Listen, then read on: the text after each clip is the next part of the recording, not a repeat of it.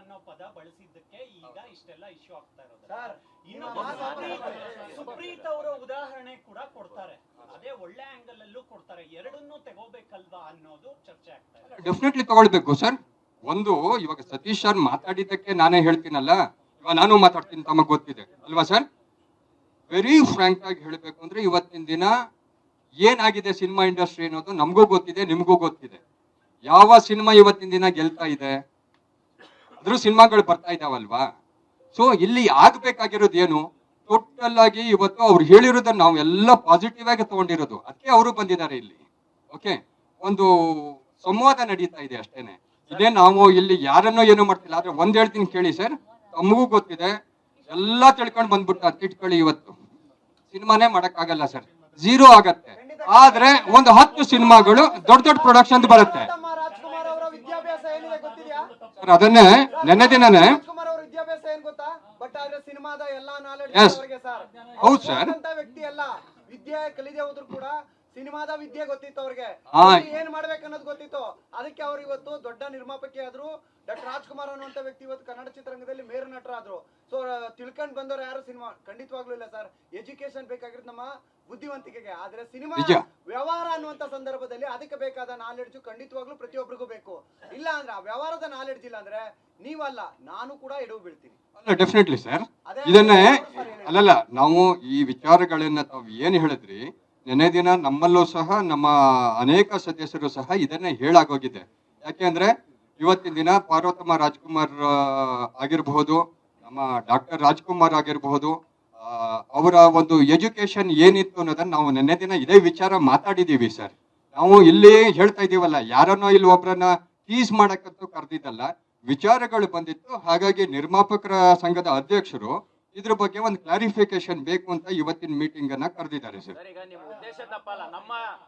ನಾವಿಷ್ಟೆಲ್ಲ ಚರ್ಚೆ ಮಾಡ್ತಾ ಇರ್ತಕ್ಕಂಥದ್ದು ಒಂದೇ ಕಾರಣಕ್ಕೆ, ಖಂಡಿತ ಇಂಡಸ್ಟ್ರಿ ಕಷ್ಟದಲ್ಲಿದೆ.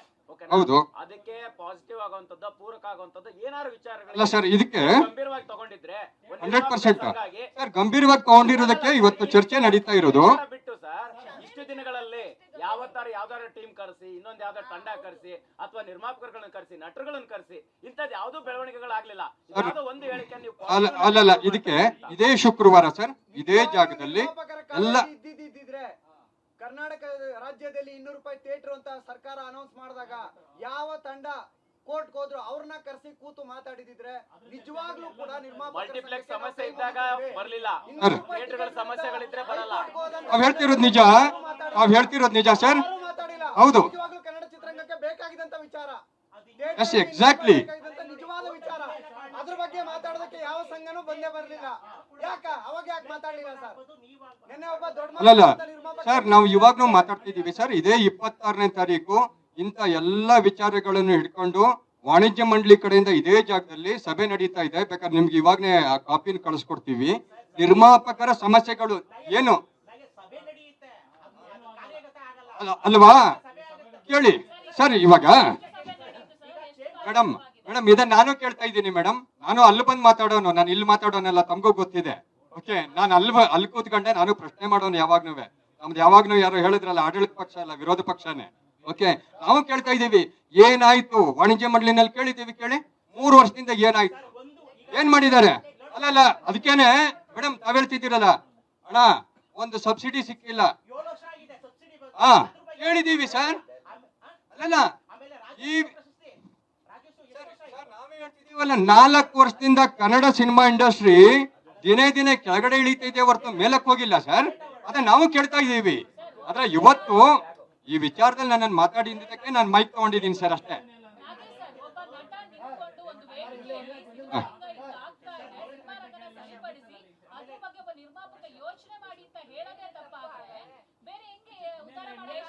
ಅಲ್ಲ, ಇವಾಗ ತಪ್ಪು ಅಂತ ಎಲ್ಲೂ ಹೇಳೇ ಇಲ್ವಲ್ಲ ಮೇಡಮ್.